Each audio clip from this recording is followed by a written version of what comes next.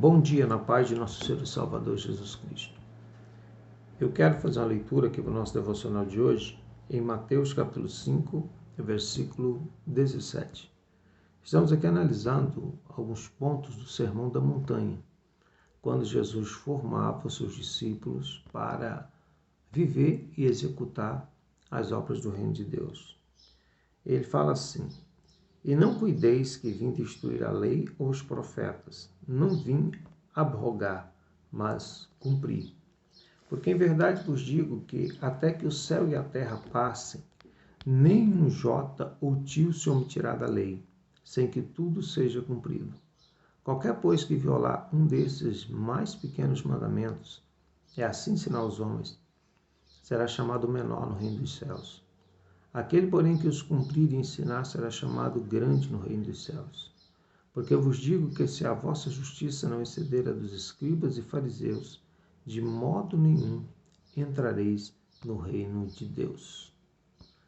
Eu quero parar para refletir um pouco nesse texto, porque hoje nós convivemos com vários segmentos teológicos, várias ideias religiosas. Às vezes nós nos encostamos numa vida de injustiça, porque nós pensamos que estamos debaixo da graça, então eu posso qualquer coisa.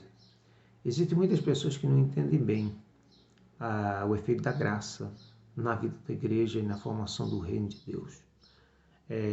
A Bíblia diz que nós somos salvos pela graça, mediante a fé. Isso não vem de nós, é um dom, é uma dádiva de Deus. Está lá em Efésios capítulo 2, versículo 8 a seguir.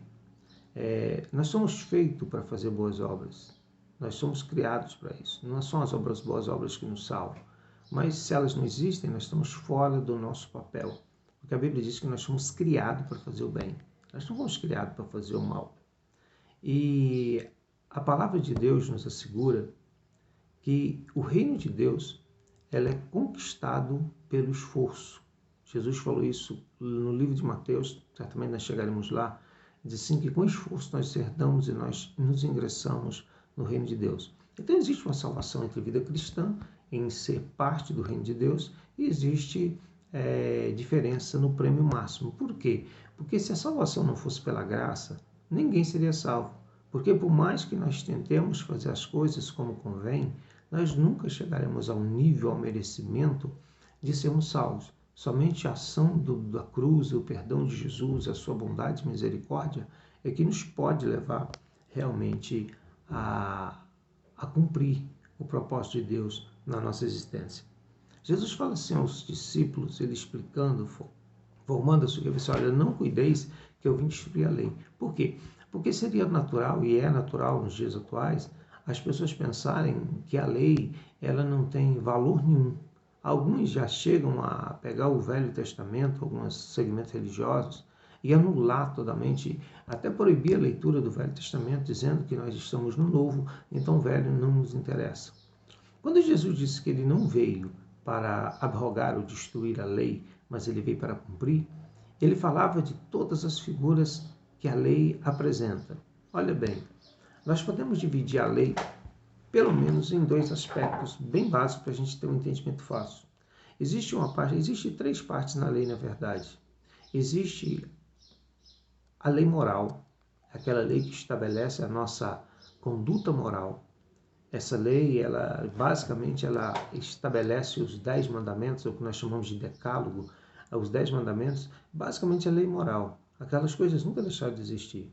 Você pode me dizer, mas nós não temos que viver a lei. Mas eu te pergunto, você vai matar? Pode, é lícito? Você dizer, não, não é. Então, está na lei. Você pode roubar? Você vai me dizer também que não. Que moralmente falando, ninguém, nem o mais cru, o mais ingênuo de todos os homens, nem a pessoa que não conhece e não acredita na Escritura, ele acredita que roubar, matar, prostituir, tomar a mulher do próximo, e tantas outras atitudes, caluniar, mentir, essas coisas são lícitas, que não são. Elas são estabelecidas numa lei que nos conduz a um senso moral absoluto. E Jesus não anulou isso, muito pelo contrário, ele até aperfeiçoou esses mandamentos. Nós vamos observar no Sermão da Montanha aqui, nas próximas falas, que a graça, ela até nos aperta muito mais do que a lei.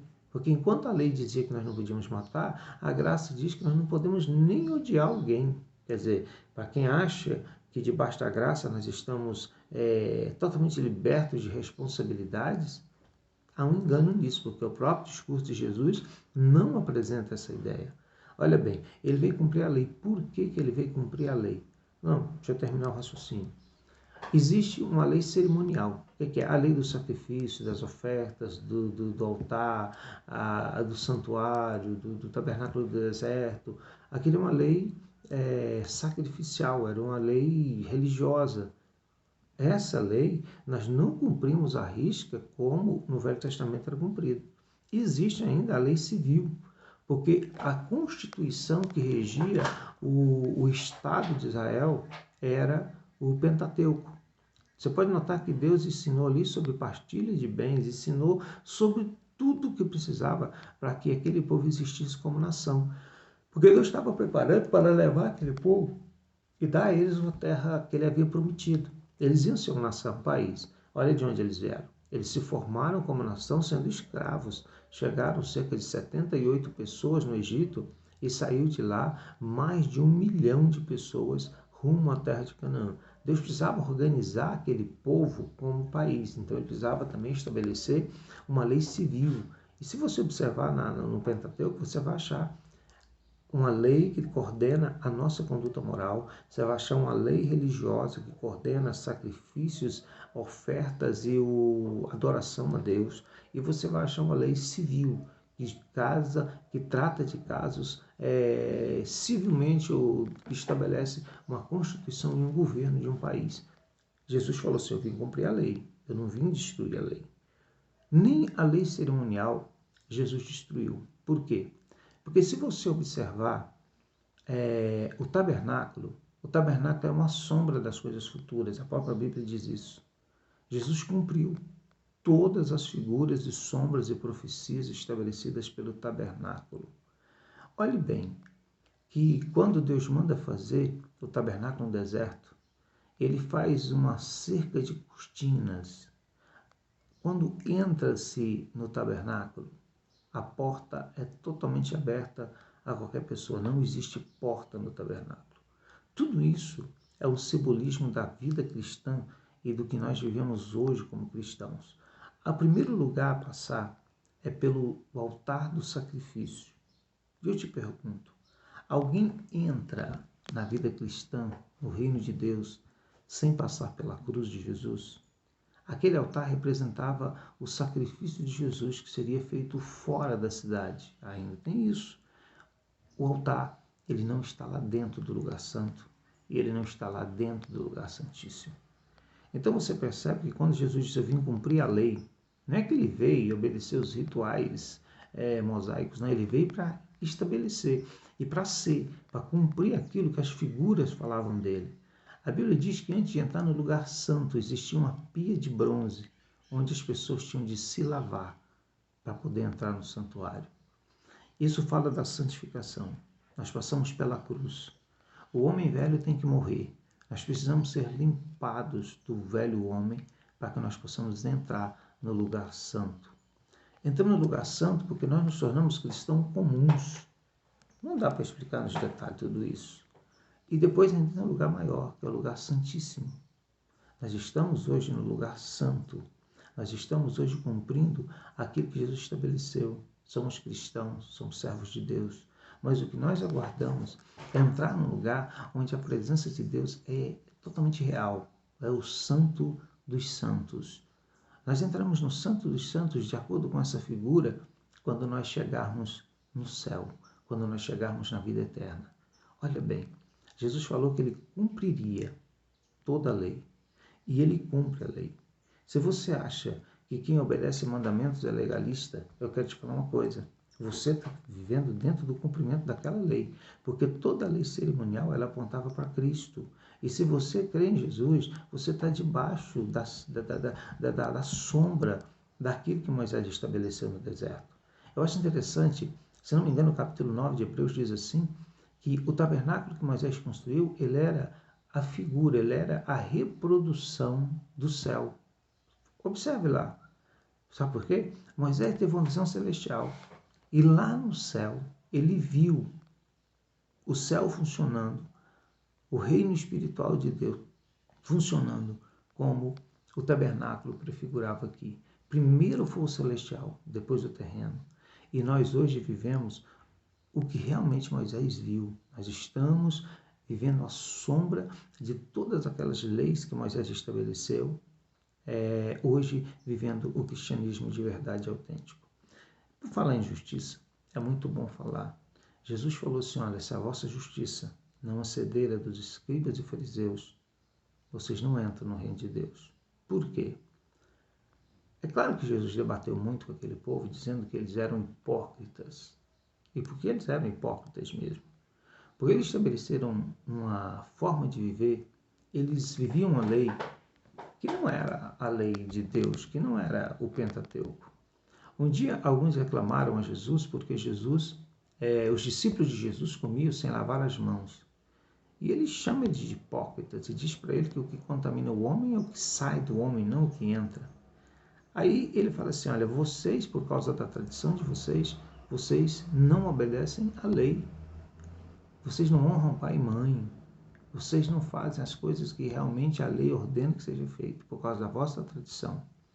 Talvez você não saiba, mas existia uma lei verbal paralela que acompanhava aquela nação. Existia uma lei escrita, era o Pentateuco, aquele que Moisés escreveu. Isso Jesus nunca questionou o Pentateuco, se você observar. Jesus questionou as tradições dos anciãos. Existia um escrito agora, que era lei verbal, mas que também foi transcrito, chamado Talmud. E baseado no Talmud, todas aquelas tradições que você não acha na lei de Moisés, como lavar as mãos, como lavar os copos, e tantas outras coisas que aquele povo observava, porque na verdade aquilo não fazia parte do Pentateuco. E o que Jesus queria expressar é o seguinte, por causa da vossa tradição, era uma lei paralela que criaram, e não, Jesus não estava condenando o Pentateuco. O Pentateuco, ele regia toda a moral, ele regia todas as leis civis e ele regia todas as profecias acerca de Cristo nos cerimoniais praticados pelo judaísmo. Olha bem, aí algumas pessoas acham que podem viver como o mundo vive, de forma injusta, pecando, aprontando, fazendo coisas ilícitas, pensando que está tudo bem. Mas o que ele disse? Se a tua justiça não exceder a dos escribas e fariseus que, ao invés de obedecer às escrituras, obedeciam às próprias tradições, vocês não entram no reino dos céus, ou no reino de Deus. Eu quero dizer para vocês que aqui Jesus continua convidando você a fazer parte do reino dele, que continua a fazer parte desse reino que não tem fronteiras, que não tem limites, que não tem uma marcação física. Mas o reino de Deus, ele é espiritual, ele está no meio de vós, ele está em você, e você só consegue desfrutar dos benesses desse reino se você realmente tiver uma justiça maior do que daqueles que não confiam em Deus. Eu não entendo por que a igreja insiste em copiar o mundo. Eu não entendo por que a igreja insiste em fazer as coisas da forma que o mundo faz. Se o mundo não está debaixo da vontade de Deus e nem faz parte do seu reino. Você faz. Então pare e pense nisso. E a tua justiça precisa ser maior. Você precisa viver de forma mais decente, mais moral, mais equilibrada do que o mundo vive. Porque nós estamos debaixo da vontade de Deus. Que Deus abençoe você nesse dia e que você possa crescer na fé.